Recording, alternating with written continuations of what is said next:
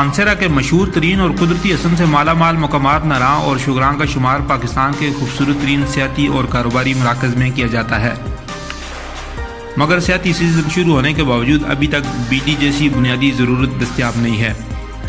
ناراں کے تاجروں کا کہنا ہے کہ صوبائی حکومت کی طرف سے سیاحت کے فروغ کے دعوے اخباری بیانات تک محدود ہیں۔ ناراں میں بجلی کی سپلائی ابھی تک بحال نہیں ہو سکی۔ ناراں تا جھیل سیف الملوک روڈ ابھی تک بند ہے۔ ناراں میں نہ لیڈی ڈاکٹر کی سہولت موجود ہے اور نہ ہی سرکاری سطح پر کوئی ایمبولینس سروس ہے۔ ہر سال لاکھوں سیاح ناراں آتے ہیں۔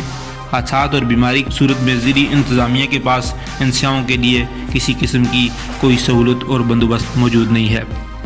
سیاحت سے وابستہ تمام اداروں کی پراسرار خاموشی سیاحت سے جڑے لاکھوں افراد کا معاشی قتل ہے۔ اس سلسلے میں ناراں ہوٹل ایسوسی ایشن کے صدر سیٹھ متی اللہ نے ہزارہ ایکسپریس سے گفتگو کرتے ہوئے کہا ہے کہ میں نے اپنی مدد آپ کے تحت آج سے جھیل سیف الملوک روڈ کھولنے کے لیے مشینری روانہ کر دی ہے اور 25 رمضان تک جھیل سیف الملوک کو مکمل طور پر کھول دیا جائے گا۔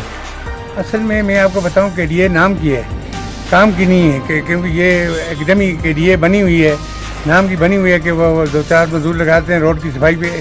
یہ نہیں تھی، پھر بھی ہم صفائی کر رہے تھے پہلے، لیکن اس کے باوجود یہاں اس کا کوئی کردار نہیں ہے جو کرنا چاہیے اس کو۔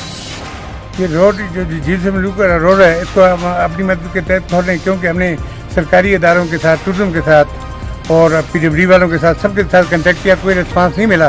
تو اب مجبوری ہم نے مشین ہائر کر کے لے آئے ہوں ابھی، کیونکہ کچھ دن میں بیمار تھا، ٹھیک نہیں تھا، تو اس وجہ سے لیٹ ہو گیا، نہیں تو ابھی تک یہ روڈ کھلا ہوتا ہے۔ ہم لوگ وادی کاغان دیکھنے آئے تھے، ہم لوگ شوگراں بھی گئے، میں اپنے سارے دوستوں کے ساتھ گیا ہوا تھا۔ مجھے شوگراں بہت اچھا لگا ہے۔ لوگ گھومنے کے لیے باہر ادھر ادھر جاتے ہیں، مگر میں ان کو اس بات کو پریفرنس کرتا ہوں کہ وہ لوگ پاکستان میں ایسی جگہوں کو، ناردرن سائڈ کو وزٹ کریں۔ مجھے یہاں پہ گھوم کے بہت مزہ آیا ہے۔